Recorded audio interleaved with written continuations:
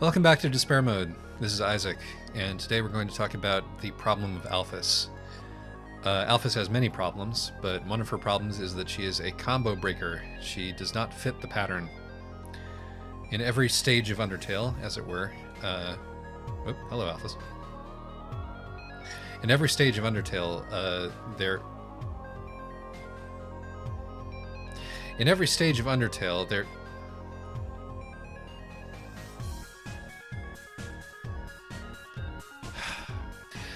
in every level of Undertale, there's a different difficulty setting in terms of empathy, discounting the prologue.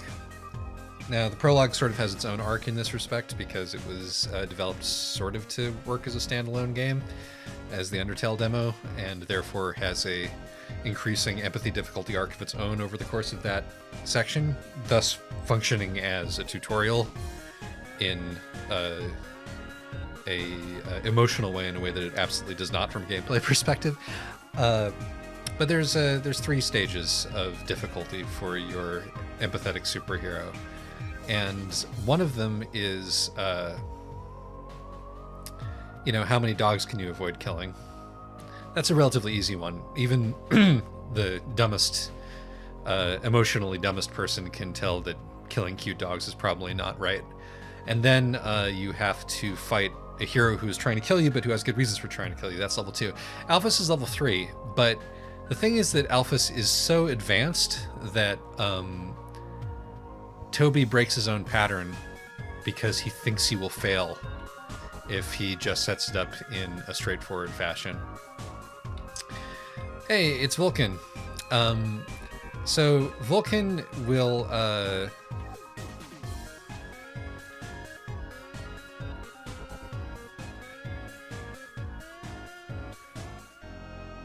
Vulcan is an interesting sort of synecdoche for this chapter because Vulcan is just trying to help, much the same way that Alphys is just trying to help. And just telling Vulcan that its attempts to help are not actually helpful does not work. But encouraging Vulcan in their attempts to help you just makes them hurt you more. So you gotta go ahead and give Vulcan a hug, which hurts you. It makes you less defensible. You have to break down your boundaries and withstand some of Vulcan's bullshit in order to actually help Vulcan. Which is interesting, in terms of like dealing with somebody like Alphys, whose sense of boundaries are completely broken and who is trying to essentially insert herself into your life and into your friendship non-consensually. The game doesn't want you to tell her to fuck off. And it doesn't even really give you the option. Thanks, Alphys.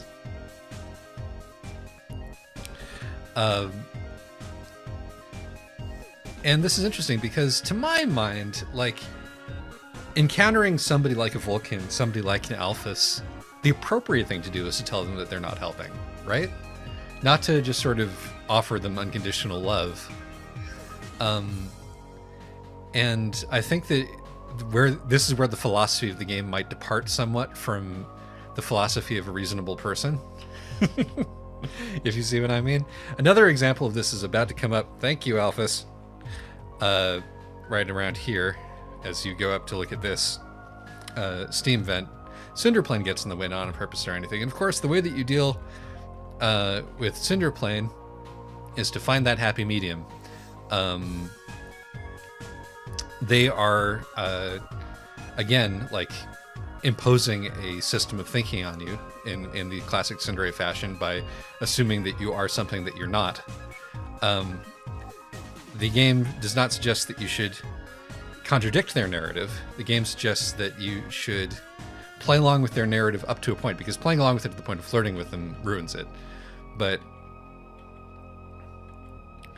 if you play along with their narrative just to the point of making them really question their beliefs, then you win the game, and Tsunderplane glitches her way into the upper left-hand corner for reasons that nobody, not even Toby, understands.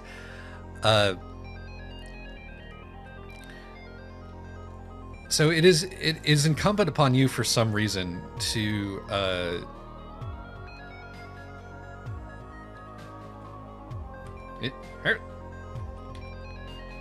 just gonna pick up this frying pan. I don't remember if my inventory is full or not. It's not. Hooray! This one's actually useful.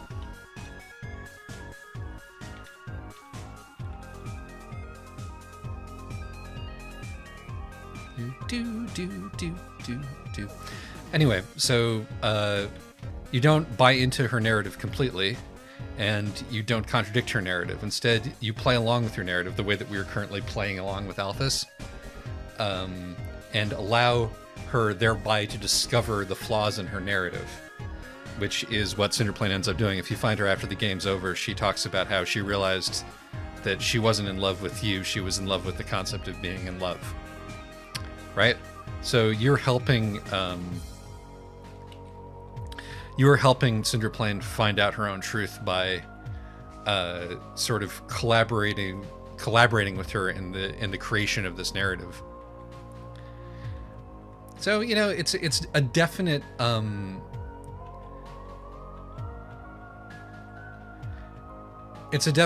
didactic approach to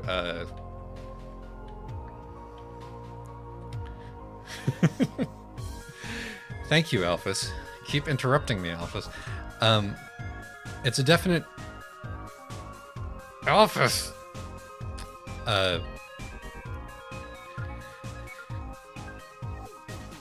The game has a very specific and didactic. Whoops.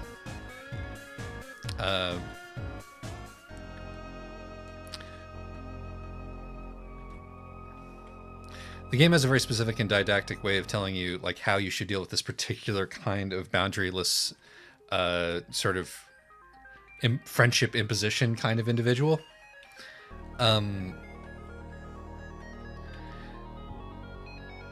So that's fine, but there are a few problems with the way that it's chosen to do this, because Alphys herself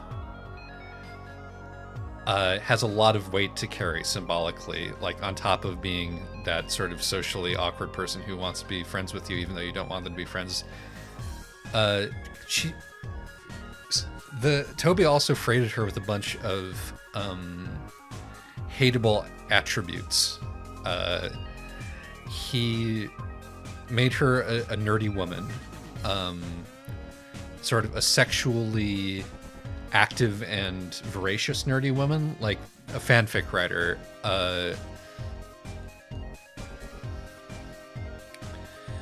And the thing about that is that there is a certain kind of person who thinks that's the worst kind of human being in the world to be. There is a sort of the right-wing Gamergate contingent absolutely fucking despises the kind of human being that Alphys is. If we're, construing this broadly. Alphys is also fat, Alphys is also, maybe not conventionally attractive, as easily. I mean, she's a lizard person. It's difficult to tell, but the way that she carries herself certainly suggests that, if you see what I mean.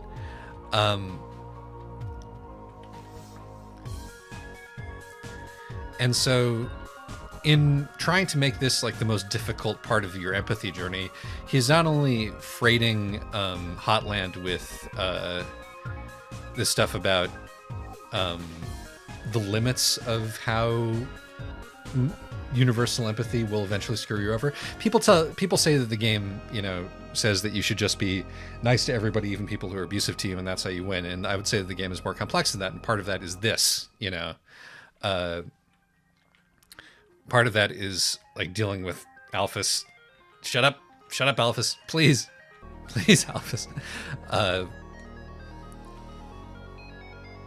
We're going to pause a second here before we move on to the Mettaton Thunderdome, so I can make the point that I've been trying to make while being interrupted by both myself and Alphys. So the game is tries to do this difficulty mode both by nuancing its message of, you know, universal empathy and forgiveness, but also by giving you a person who is a certain kind of gamer. I think the picture that Toby has in his head of the RPG, you know, points, you know, Munchkin gamer is going to naturally really hate. And then he goes out of his way to make her as annoying as possible from a gameplay perspective, i.e. she keeps interrupting you. She has, I mean, this underlines the fact that she has no social skills, but he does everything in his power to make this the most difficult thing that he could. Now, the issue with this is that she isn't your main antagonist during the section. Mettaton is, right? Unlike the other two sections where you meet Papyrus or Undyne or whoever pretty early on and like spend the entire time interacting with them before finally at the end having the, you know, the key thing. You meet her first, but all of your adversarial interactions, unlike with Papyrus and Undyne, are Mettaton. And Mettaton, it's hard to tell whether he fits in. You know, he's got his sort of own thing about like celebrity and gender going on. Got his own kind of different robot-y jokes, which are very distinct from the tone of a lot of the rest of the show. Oh, how could I forget? We're missing the most important ingredient, a human soul. So a lot of people have a problem with Hotland. There's sort of the narrative around the game is that this third of the game is the least fun part. And it's certainly like the least pleasant. It's intentionally abrasive in a number of different ways. It doesn't have like the whimsical charm of Snowdin and Environs, and it certainly doesn't have the hey, that's a brilliant idea, Alphys. That's incidentally like the first clue that, or one of the first real like solid clues that you have that Alphys and Mettaton are in cahoots with each other right there.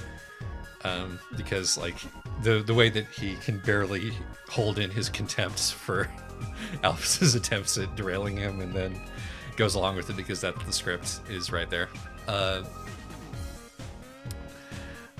It's probably the most fun part of Hotland to me is teasing out eventually what is actually going on. But anyway, it doesn't have the charm of Snowdin. It doesn't have like the beauty in terms of music and design of Waterfall. What it has is these sort of hot, unpleasant, you know, bits that are kind of monochrome with enemies that are annoying to fight.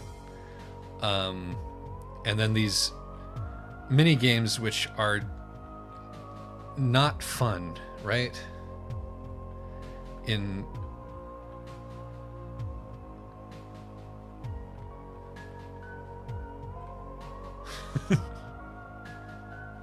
This is a good joke. Like this bit, which it's not even, I think, clear to a lot of people that what is even going on here. I mean, the fact that the pizza is good, but is it clear that those are eggs? That they're not just sort of acorns or miscellaneous projectiles? And that he's like squeezing a flour sack here? And that these are meant to be sprays of milk rather than... But anywho, playing through Hotland is not as pleasant as playing through either of the two sections, and part of that is just in the way that it is laid out and the kind of gameplay that it offers, and part of that is because Alphys is interrupting you every 5 seconds. And so that's another thing that people can map onto their frustration with Alphys, is their frustration with what the game is becoming at this point. And I think that there is a certain degree of intentionality to that. Oh, I love to think of what would happen to you without it. Yeah, and you're starting to pick up more clues about, you know, as Mettaton drops references into his conversation about how great Alphys is, even though he's theoretically not on the same side as she is. Which, at this point, if you're paying attention, you start to pick up on.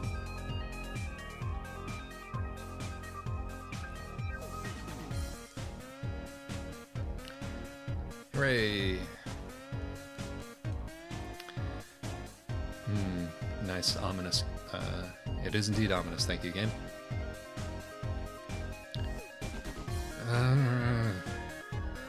And also, it's where we start to really hit saturation levels of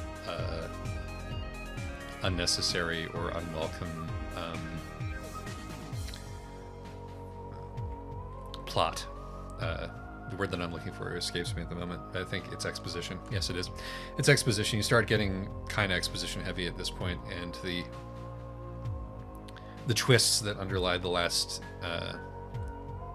bit of the game and make the last bit of the game perhaps not as narratively successful as the first bits of the game start to kick in. So a lot to complain about. I wonder if at any point in the production of this, guess he's just too lazy to clean it off. Yeah, Toby. Guess you're just too lazy to change your sprite. Yeah, let's do the hot dog stack.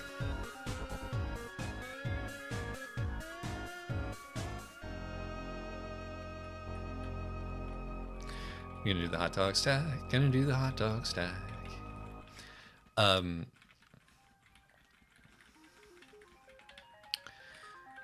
I wonder if at any point in the development process there was the thought that you would fight Alphys, or whether from the very beginning Toby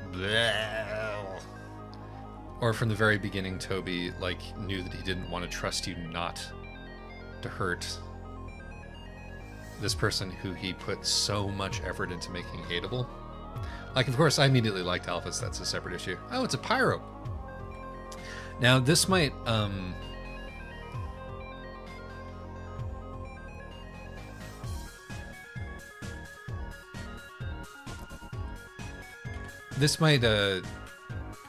surprise you, but Pyrope is actually a reference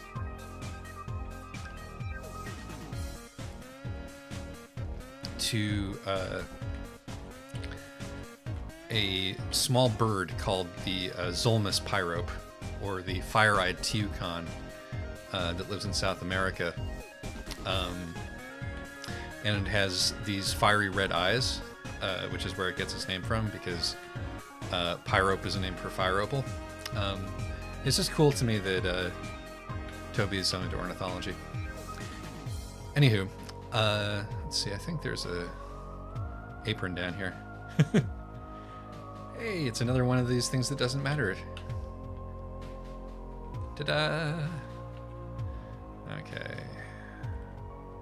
We're gonna eat a monster candy.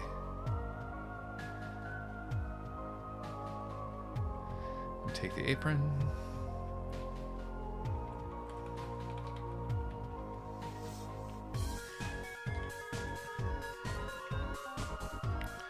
This is where the kid who made it the farthest ended up dying, right there.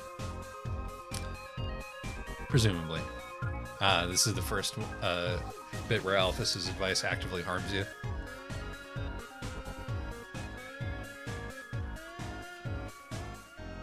But I wonder if he ever was going to allow you to actually hurt her.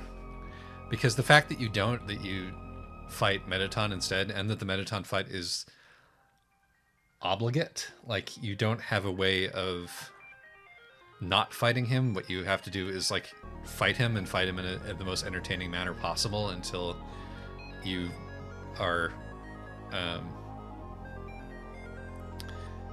until you overcome a certain threshold of entertainingness.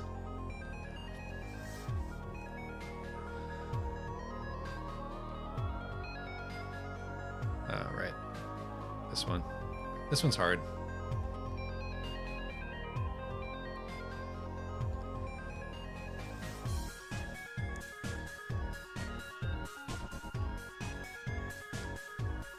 I used to know how to do this. I have forgotten. I'm pretty sure it goes like this.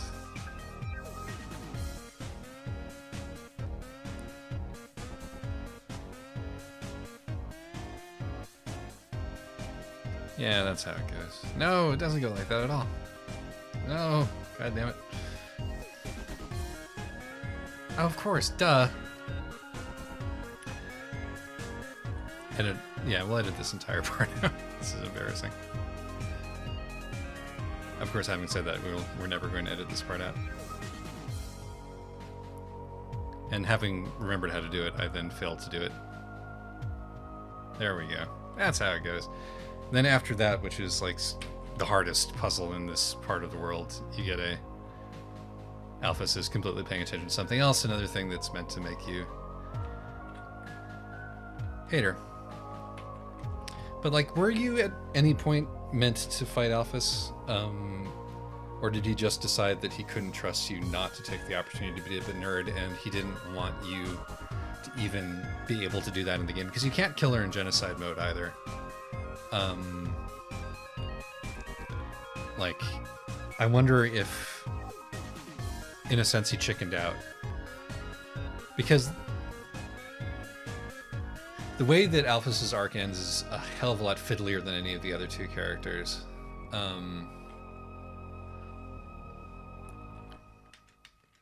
And I wonder if that was part of a sort of revision process that Mettaton sort of had to be developed in order to make Alphys morally viable. Put it that way. So he makes Alphys challenging enough to overcome from a empathy standpoint that you don't even have to beat her to beat the game in that sense. Like, you don't have to get to the point of being able to date her in order to beat the game. You can't even do that. Oh, what am I doing? Attacking? Are you kidding me? It's incidentally encouraging to me that in none of the playthroughs that I watched,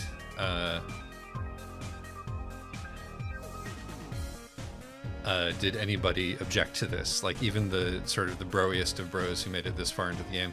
Although, of course, making it this far into the game means that you're not really the broiest of bros, are you? Let's see them pecs. Holy shit. I'm gonna go ahead and pat his chest like a muscular bongo, because that's the best thing that you can do in the entire game. He just says hello.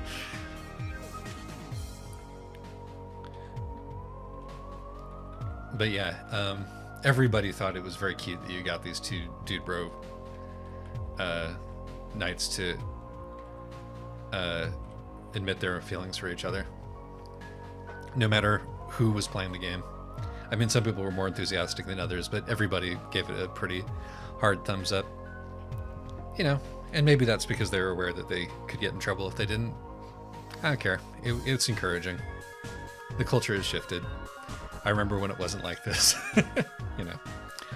But yeah, we'll talk about Alphys's full arc when we get there.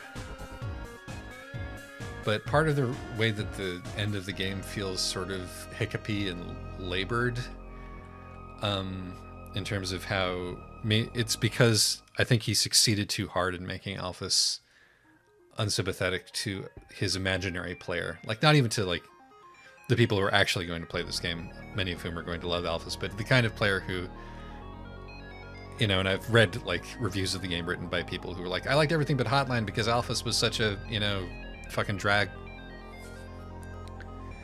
I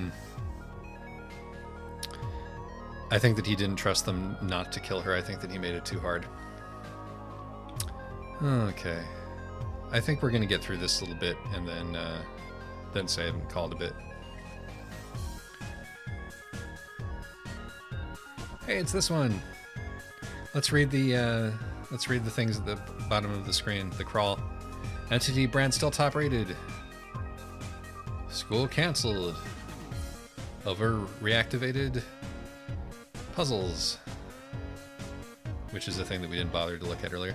Scientist discovers health benefits of using computer. Just kidding. Come on, Toby. Commit.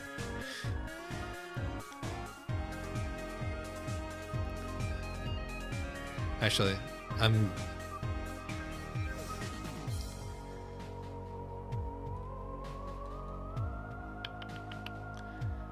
Alright, here we go. Tiny volcano monster tries its best. Ah, basketballs, circles of fun, orbs of joy, spheres of amusement. You shouldn't play this one. It's an MTD brand fashion ball. Proper maintenance is required to keep it looking good.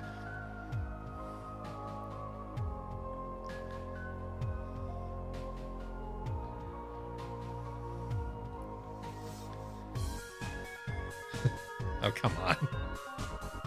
Terrible. Hey, it's another of Undertale's favorite joke where it doesn't matter which one you pick.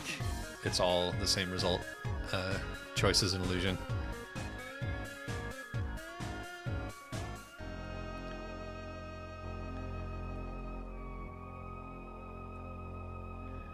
Hey, it's so overly complicated. I like how you can tell that Mettaton and Alphys collaborated on these pranks because Mettaton insisted that they be, you know, part of Mettaton's brand, i.e., you know, fake TV stuff. And then Alphys, like, came up with all the heroic technology required to do it. Like, Alphys came up with the bomb defusing idea, and, whoops.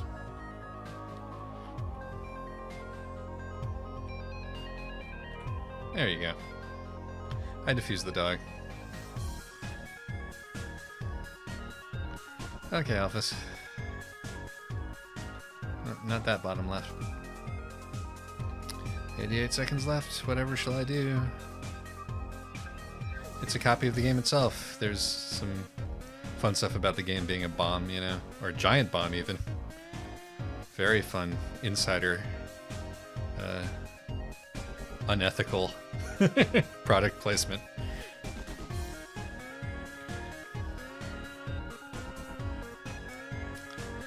But yeah, Alphys clearly came up with the technology and Mettaton zazzed it up, which is why it's the big bomb on top of everything else.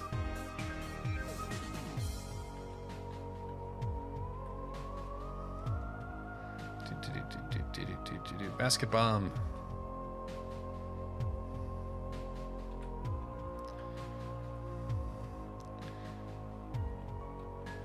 She's using EM fields to trap the glass of water, which is also a bomb. Yep.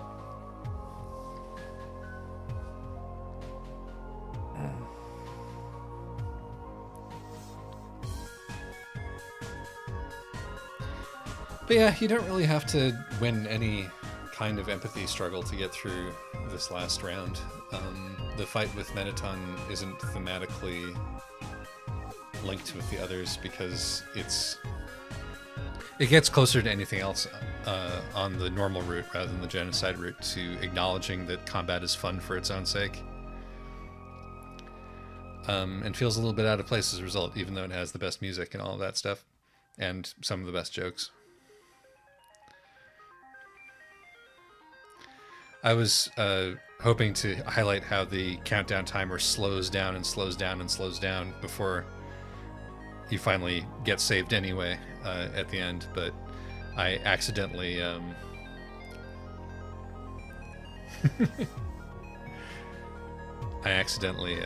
hit the glass of water. Sorry about that.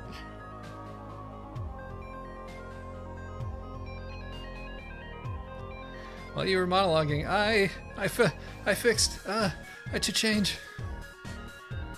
Yeah, another fun thing about it is, like, you tend to gloss over the words of people like Alphys if you're a certain kind of dude. You tend to sort of let it wash over you, not actually pay attention, which is how a lot of people don't understand. Like, when I'm watching playthroughs, a lot of people don't get at all that Alphys is in on the game until it's explicitly said, and even then they don't quite understand it because they haven't actually been reading what she's saying. They've just been sort of skipping through it like she's annoying. When even at this point, like, it's pretty obvious what's going on, and by the end of the third one, it's really obvious. Yay! So we're indulging her narrative, which is what the game wants us to do. Cool. Yeah. No, there's a lot of There's a lot of hints, but a lot of people didn't read her dialogue because they were conditioned to think of what she had to say as worthless, you know? Which is just an interesting trick. It's this again. It's her again. And now we're getting to...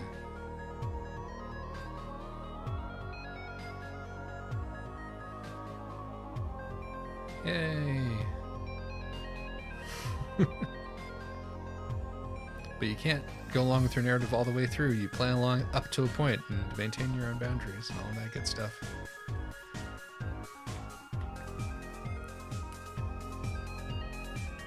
Also, this elevator system is confusing. It just is. There's no way around that. Oh god, it's spider time.